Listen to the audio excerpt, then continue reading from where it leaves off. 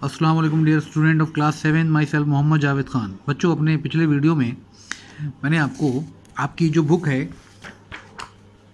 An alien hand, ठीक है,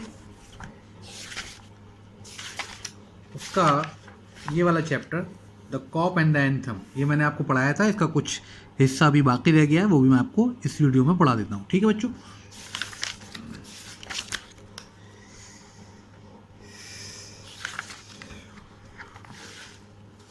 ये यहाँ तक पढ़ा दिया था मैंने। Sweet music came to Soapy's ears and seem to hold him there. ठीक है, ये वो जगह थी जहाँ कभी सोपी का घर हुआ करता था, तो वहाँ से स्वीट म्यूजिक केम का मतलब होता है बड़ा ही बेहतरीन म्यूजिक। किसका? चिड़ियों के चहचहाने का। ठीक है, वो कहाँ आता है? सोपी के कानों में आता है। एंड सीम्ड का मतलब ऐसा लगता है टू होल्ड हिम देयर, जैसे उसने वहाँ पर उसको पकड़ के रोक कर रख लिया है। मतलब ऐसा लगता है कि वहाँ के माहौल ने, वहाँ के म्यूज़िक ने उसको वहाँ पर रोक कर रखा हुआ है। Seem to hold him there, वो वहाँ पर बहुत देर तक खड़ा रहा।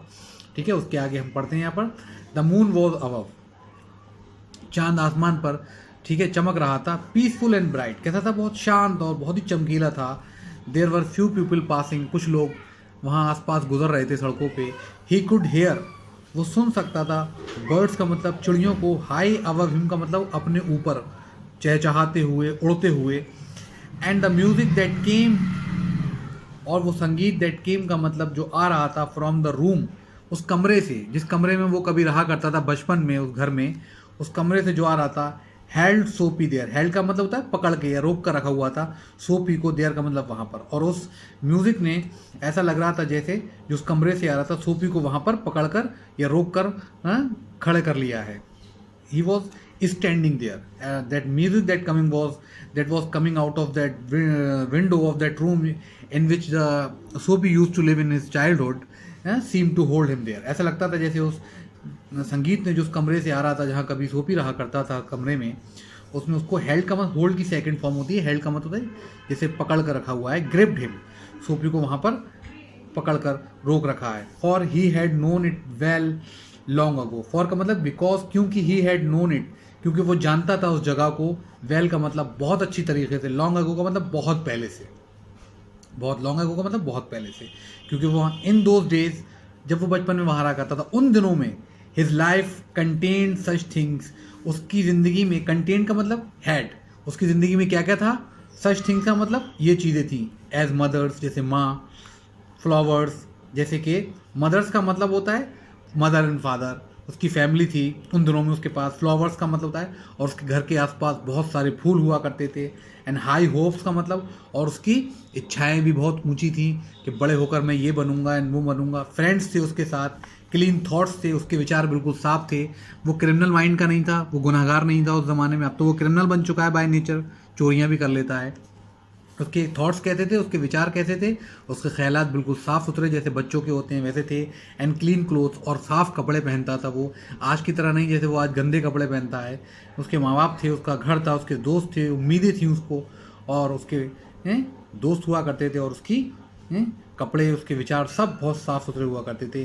There was a sudden and wonderful change in his soul, तभी अचानक सडन हुआ, अचानक। अ वंडरफुल का मतलब एक शानदार, चेंज का मतलब बदलाव, इन हिज सोल का मतलब उसकी आत्मा में आता है, तभी उसके अंदर एक बहुत बड़ा बदलाव आता है।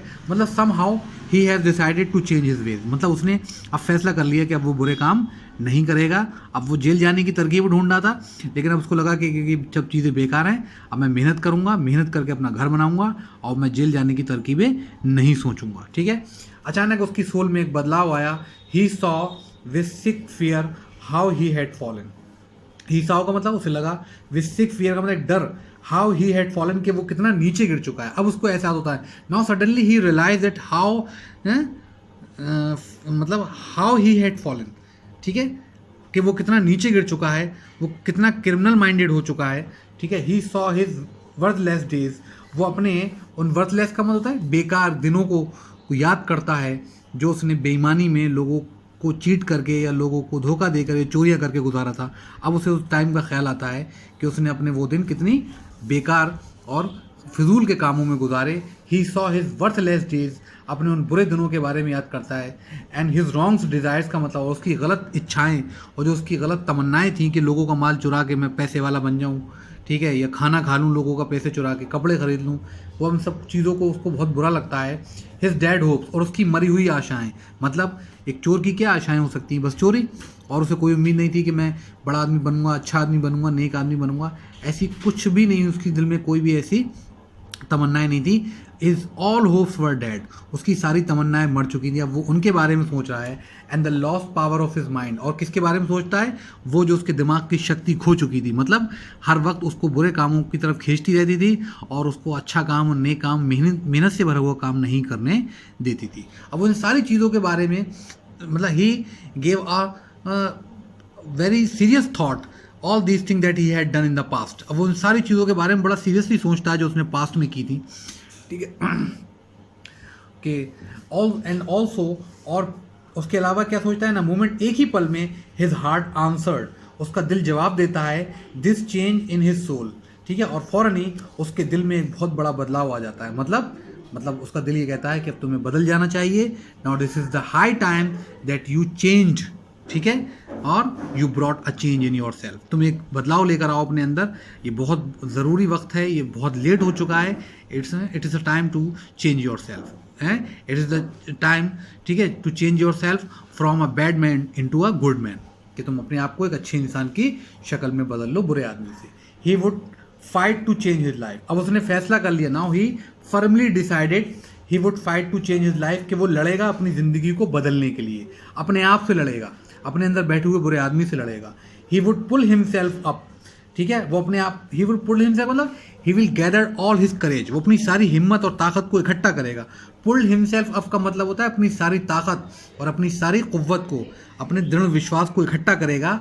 आउट ऑफ द मड का मतलब, और अपने आप को निकाल लेगा, आउट ऑफ द मड कहते हैं कीचड़ को, कीचड़ से बाहर निकाल ले, कीचड़ किसकी, वो गंदगी जिसमें वो पड़ रहा है, वो क्राइम की गंदगी, वो जुर्म की गंदगी, ठीक है। He will take himself out of that the world in which he is living, अब वो दुनिया से बाहर निकल आएगा जिसमें वो रह रहा है। He would make a man of himself again, अब वो अपने आप में एक नया इंसान बनकर उभरेगा, ठीक है बच्चों।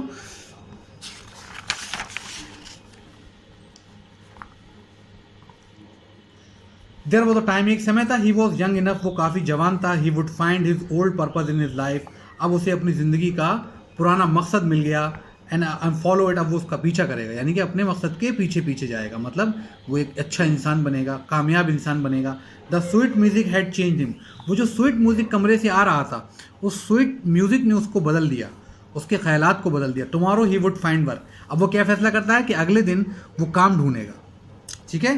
अ man had once offered him a job, उसे याद है कि एक बार एक इंसान ने उसे एक नौकरी दी, ऑफर की थी, यानी कि नौकरी करने, एक बार एक इंसान ने उसको नौकरी देने की बात कही थी, ऑफर की थी, ठीक है। A man had once offered him a job, एक बार एक आदमी ने उसको एक जॉब ऑफर की थी।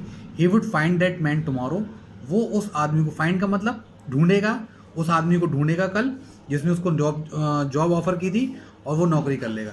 He would be somebody in the world, somebody का मतलब होता है अ डिफरेंट मैन, और या a man who has a position and place in this world, अब वो दुनिया में ऐसा आदमी बनेगा जिसकी अपनी पोजीशन होगी, अपनी जगह होगी, जिसका अपना एक मुकाम होगा। समबडी का डिफरेंट आदमी बन जाएगा वो। ही वुड, हाँ वो बनेगा, वो सोचता है। तभी क्या होता है, Sophie felt a hand on his arm, ये in the midst of all these things, thoughts coming into his mind, in the midst of these thoughts, इन विचारों के बीच में क्या होता है, सोफी महसूस करता है, हैंड का मतलब हाथ, ऑन हिज आर्म का मतलब होता है उसकी बाह पर, मतलब कोई उसकी बाह पर आर्म रखता है पीछे से, मतलब उसकी बाह पर पीछे से हाथ रखता है। हाँ, जब वो मुड़कर देखता है, he looked quickly around into the broad face of a cop, और वो जैसे ही मुड़ता है, क्विकली मतलब ही लुक्ड क्विकली, और जैसे ही वो तेजी से देखता है, अराउंड का मतलब होता है मुड़कर, तो क्या होता है, into a broad face of a cop, वो क्या देखता है, एक चौड़े चेहरे वाला, एक बड़े से चेहरे वाला, कॉप का मतलब पुलिसमैन उसके पीछे खड़ा हुआ है, ठीक है। अब वो क्या कहता है पुलिसमैन उससे, what are you doing hanging around here, तुम यहाँ पर खड़े हुए क्या कर रहे हो। आज द कॉप, पुलिस वाला पूछता है। नथिंग सेड सोफी, सोफी ने कहा कुछ नहीं कर रहा हूँ।